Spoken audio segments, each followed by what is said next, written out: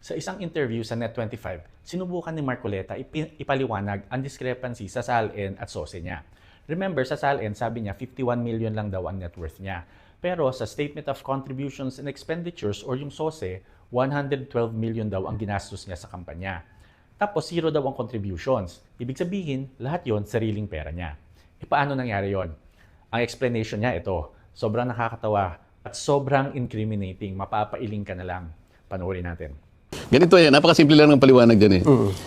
Nakalimutan po nila na napakarami kong kaibigan. Mga kaibigan ko, nagbigay sa akin talaga. Alam mo, pakiusap lang nila, isa lang. Tanggapin mo ang tulong namin sa'yo. Okay. Marami sila. Isa lang ang kanilang pakiusap sa akin. Ano po yun? Eh sana wag mo na kaming i-disclose ang identity. Pero pwede ba yun, Sen? Na hindi mo i-disclose?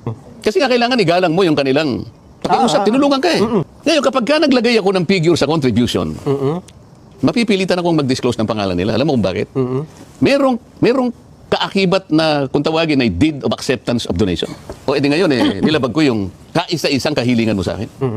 Hindi, sabi niya, binigay ko nga sa'yo contribution pero utang na loob mo sa akin yan. Ngayon, dahil sa hindi ko pwedeng isiwalat ang kanilang identity, kaya sinabi ko zero in contribution. Meron bang batas, Nelson? Na magsasabi, pipilitin ko silang i-disclose? Bigyan mo ako ng batas. Eh, Ayaw mong sumagot. Yung pagpapail ng SOSE, Sen, O, ano? kailangan ilagay mo doon kung may contribution ka o wala. Pinapanatili nga nilang huwag mabunyag ang identity. Yun ang pinanindigan ko. Meron bang batas? Hindi ko alam, hindi ko alam, Sen, kung meron o wala. O yan, hindi maghanap sila. Ayan, sabi niya, marami daw kaibigan na nagbigay ng pera sa kanya para sa kampanya. Eh bakit sa SOSE niya zero contributions daw? So, inamin niya mismo na nagsinungaling siya sa SOSE niya. Hindi raw niya kailangan i-disclose kung sino ang mga nagbigay kasi nakiusap daw sila na huwag banggitin ang pangalan. Pero ito ang matindi. Wala daw batas na nagre-require sa kanya na i-disclose ang mga detalye sa campaign contributions. Galing yan sa abogado ha. Eh kahit nga law student or kahit nga high school student, alam na bawal magsinungaling sa isang sworn statement. Isa-isayin natin ang mga batas. RA 7166, the Synchronized National and Local Elections and Electoral Reform Act. Sabi dito, every candidate shall file a full, true, and itemized statement of contributions and expenditures in connection with the election.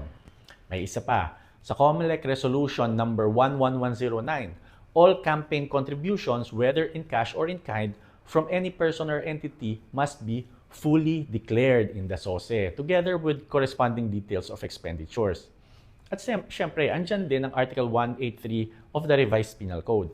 Sabi dito, guilty ng perjury ang sinumang tao who knowingly makes untruthful statements under oath. Kaya ang ginawa ni Marcoleta, he basically confessed to falsifying a document under oath.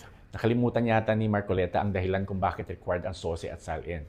Ginawa yan para sa transparency. Para makita ng taong bayan kung saan nanggaling ang pera ng mga politiko at kung paano nila ginastos ito. Yan mismong ginawa ni Marcoleta, yan mismo ang evil na gustong pigilan ng batas.